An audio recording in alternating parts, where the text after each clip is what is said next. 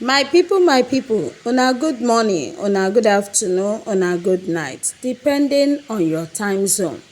This is Biafra Must Win channel.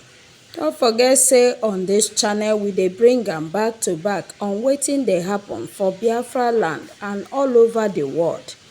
This evening, I stumble on this very important information. Why did I say important? Because it's coming from our army, the BLA, Commander Gentle himself. A very important message for all Biafrans. As we listen to our commander, don't forget to share, like, and subscribe. Thank you.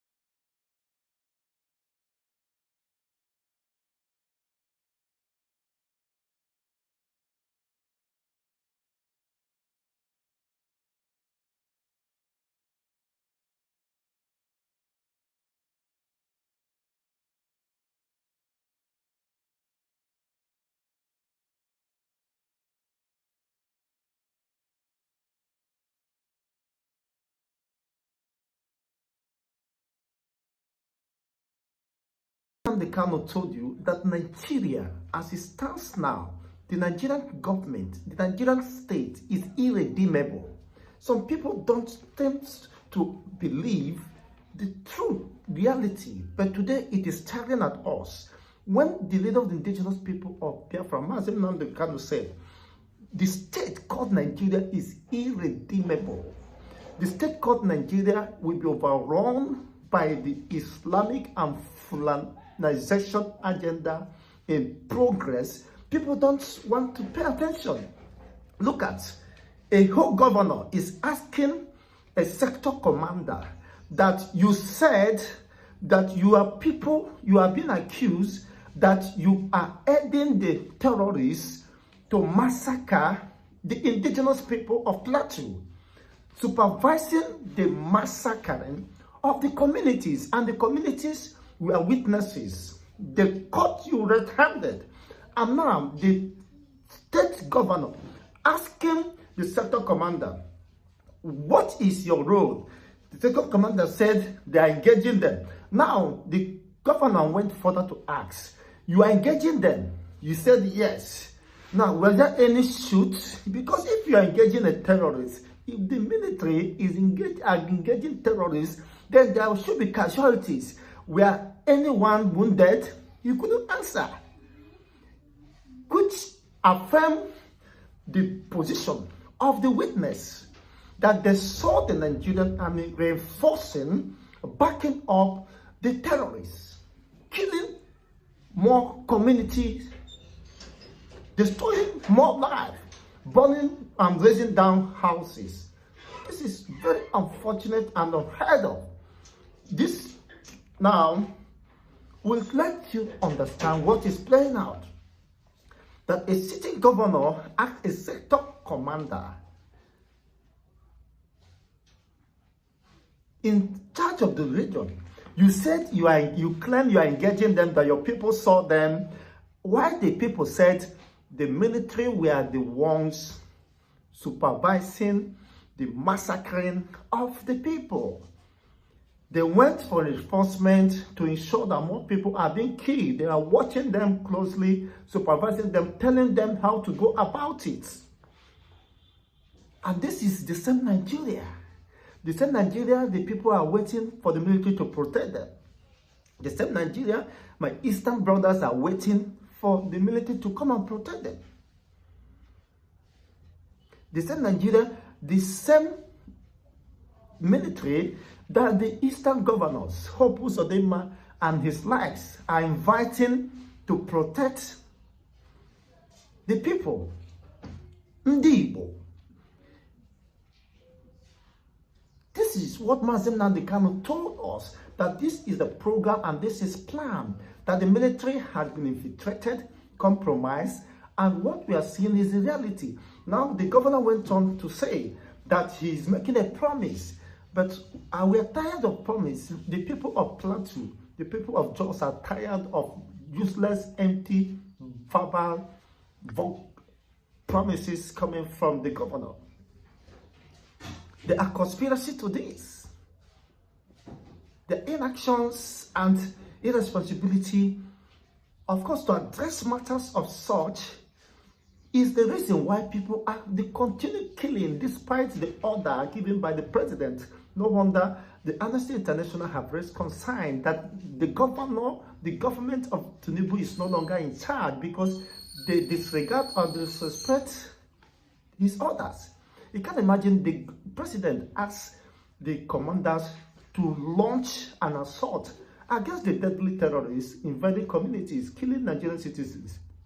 And yet, they went to supervise them, they saw them, they could not engage them, they claim they are engaging them. But if you're engaging them, none of them were killed. Could it mean that they are more sophisticated, they are spirits that could not be apprehended, and yet you are accompanying them with the process of massacring the communities? The governor put a question that the sector commander could not answer. You said as a trained military commander, you people saw them, you get them, you said yes. Were there casualties? Where are the casualties? Were anyone arrested? No. Were anyone sustained? Was there any confrontation, altercation, exchange of bullets and the rest of that? No. Or could you say there was exchange of bullets at close range and it never affected, it never touched anybody, nobody was arrested, and they did their operations that lasted for hours and went back to their safe havens, of course, and nothing happens after raising down the several communities, massacring, including children, are not being spared, and yet you want us to accept that this is one Nigeria. You can understand when Mazi Nnamdi Kanu is saying this. I pity any Igbo man that still have confidence and trust in the Nigerian government, in the Nigerian military, and whatever that represents. If this could be happening in the north, in Plateau State, now what gives you that conviction that that same thing will not be playing out in the eastern part of Nigeria? We've had cases of Buhari, and not just Buhari governments, being accused of forceful disappearances of the Igbo youths, when he said, I'm going to teach them the lesson they will understand, describing it as a dot in a cycle that could be wiped off. The same issue is going. The Fulanization and Islamization of Nigeria is the greatest threat to the unity of Nigeria. So Mazi Nnamdi Kanu is not at fault, but rather the political elite within the eastern region should be blamed and be held responsible for the killing and massacring of their people. Now look at what a governor, just a little test, a little question that was thrown to the sector commander, he was thrown off balance. You said you are engaging them? Yes. Now, where are those arrested? Where are the casualties? It means there was no one sustained, gun bullet, and the rest of them, which affirms the position of the locals and those witnesses that they saw the military supervising, allegedly, the killings and the massacring of their own people, their own family members. Well, let me leave you with this for more interactions. If you have the comment section, let me know what you think. It's your own take. Could there be anything different from this? Maybe you may have a different narrative from what the people, the standpoints of the people. Of course, in the face of the sector commander or the commander of the region or whatever, the people are very angry, expressing without fear or favor that they saw the military accompanying, supervising, reinforcing the massacring of more communities so that these invaders can grab more lands. So when Buhari was reintegrating the terrorists in the name of repentant Boko Haram, these are what you should expect. The reason why, of course, the Nigerian military is being mocked. It's being considered as powerless, inferior. Because those who make up the formation, military formations, are not part of Nigerians.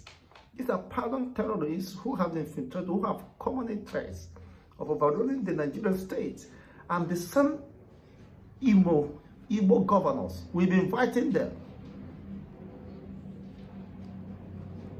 to do the same thing in the eastern region.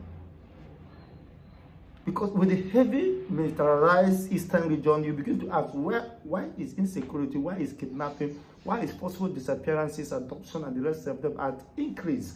Now, what has happened yesterday in Plateau State and the response of the governor and the question thrown to this sector commander will tell you nothing more is left.